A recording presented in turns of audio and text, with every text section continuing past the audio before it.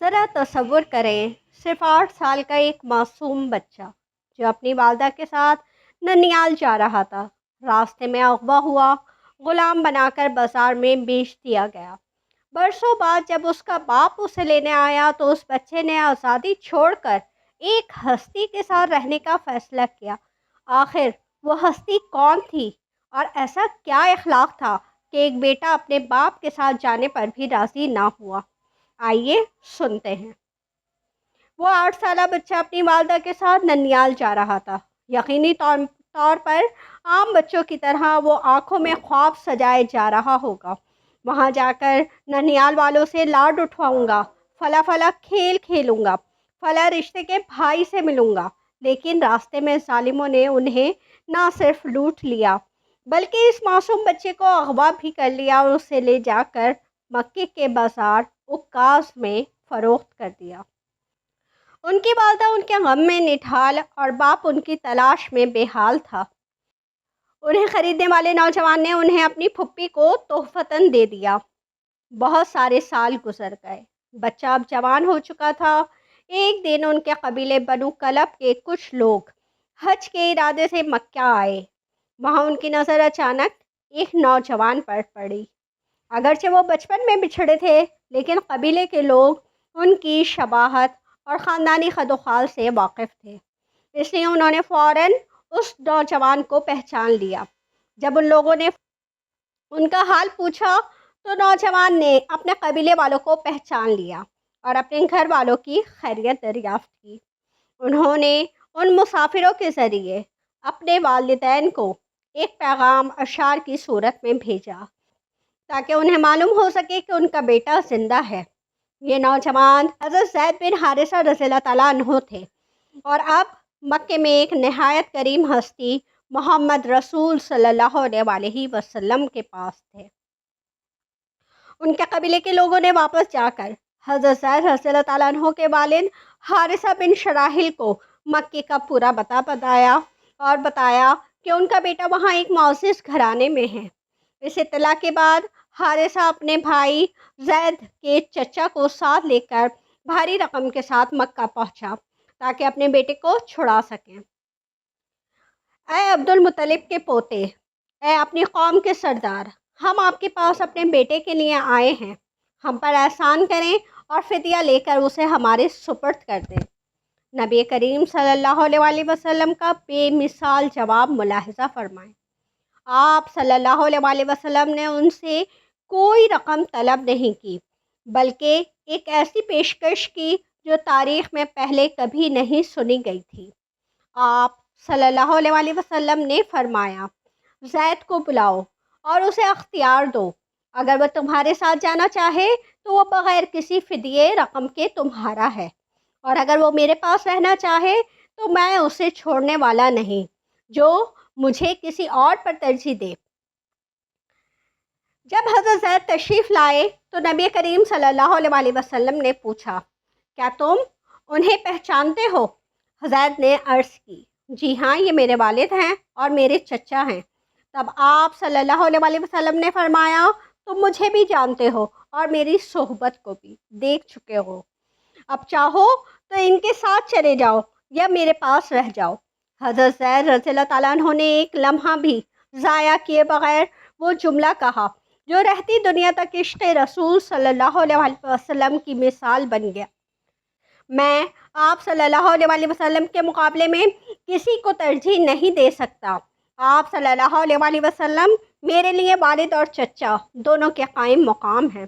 ان کے والد حارثہ یہ سن کر تڑپ اٹھے اور غصے میں کہا، اے زید، افسوس ہے تجھ پر کہ تو غلامی کو آزادی پر اور اپنے باپ، چچا اور گھر والوں پر ترجیح دے رہا ہے۔ حضرت زید نے نہایت ادب مگر مضبوطی سے جواب دیا، میں نے اس ہستی حضرت محمد صلی اللہ علیہ وآلہ وسلم کے اندر وہ اوصاف اور اخلاق دیکھے ہیں کہ میں اب کبھی بھی انہیں چھوڑ کر کہیں نہیں جا سکتا۔ نبی کریم صلی اللہ علیہ وآلہ وسلم یہ دیکھ کر بہت متاثر ہوئے۔ آپ صلی اللہ علیہ وآلہ وسلم فوراً حضرت زید کا ہاتھ پکڑ کر خانہ کعبہ کے صحن حتیم میں لے گئے اور پکار کر فرمایا، گواہ رہنا، آج سے زید میرا بیٹا ہے۔ میں اس کا وارث ہوں اور یہ میرا وارث ہے۔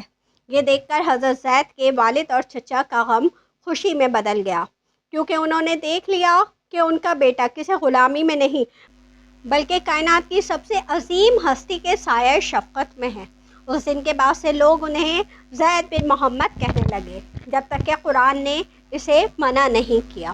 سورۃ الاحزاب کی آیت نمبر 5 میں ترجمہ ہے، تم ان منہ بولے بیٹوں کو ان کے اصل باپوں کے نام سے پکارو، یہ اللہ کے نزدیک زیادہ انصاف کی بات ہے۔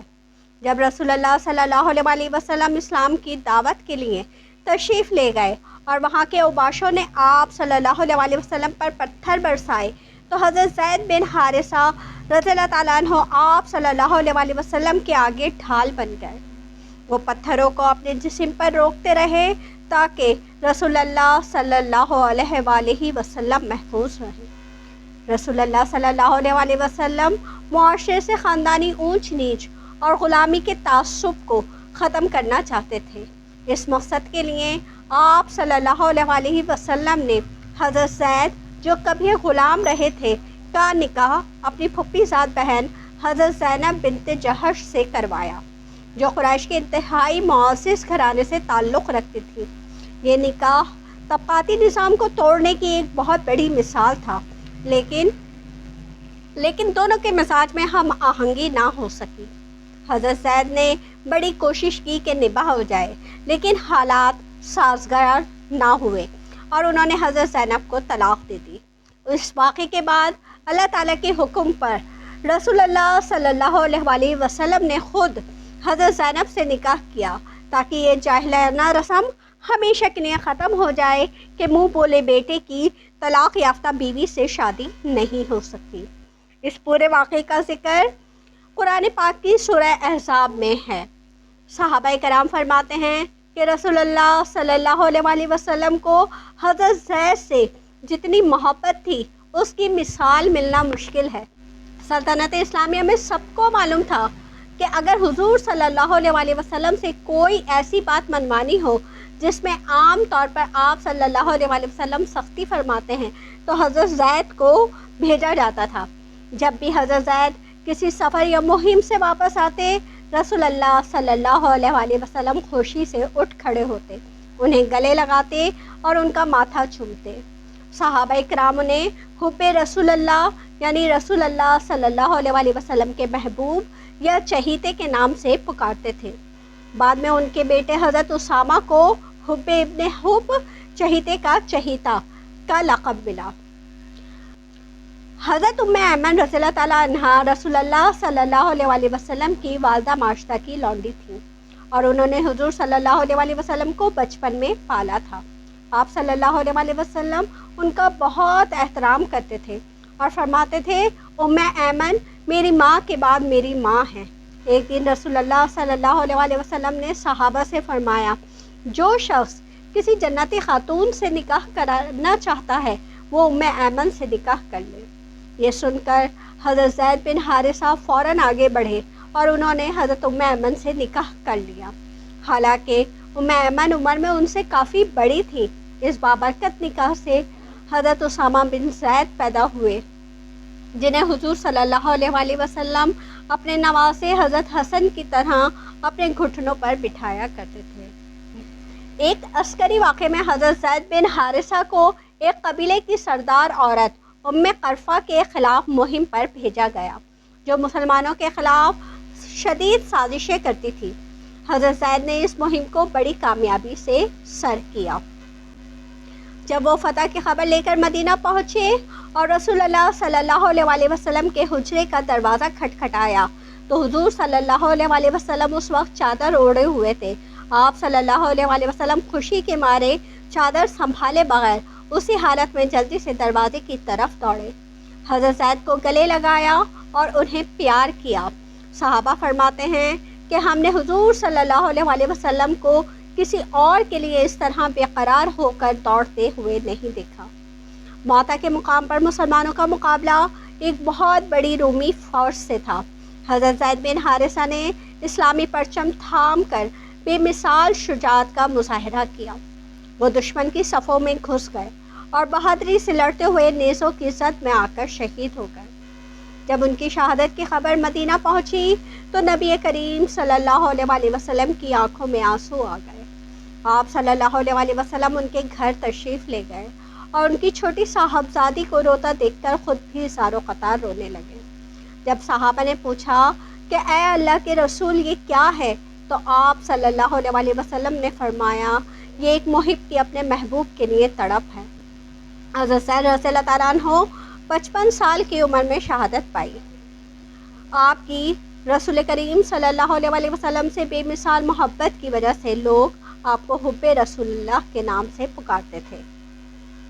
حضرت زید بن حارثہ کی یہ داستان ہمیں سکھاتی ہے کہ نبی کریم صلی اللہ علیہ وسلم کے اخلاق، محبت اور حسن سلوک نے دلوں کو اس طرح جیتا کہ لوگ ہر چیز پر آپ صلی اللہ علیہ وسلم کو ترجیح دینے لگے۔ اگر اس واقعے نے آپ کے دل کو چھوا ہے تو اس ویڈیو کو ضرور شیئر کریں تاکہ زیادہ سے زیادہ لوگ سیرت رسول صلی اللہ علیہ وسلم کے اس روشن پہلو سے واقف ہو سکیں۔ درود پاک پڑھنا نہ بھولیے اور ایسی مستند اسلامی کہانیوں کے لیے ہمارے چینل کو ضرور سبسکرائب کریں۔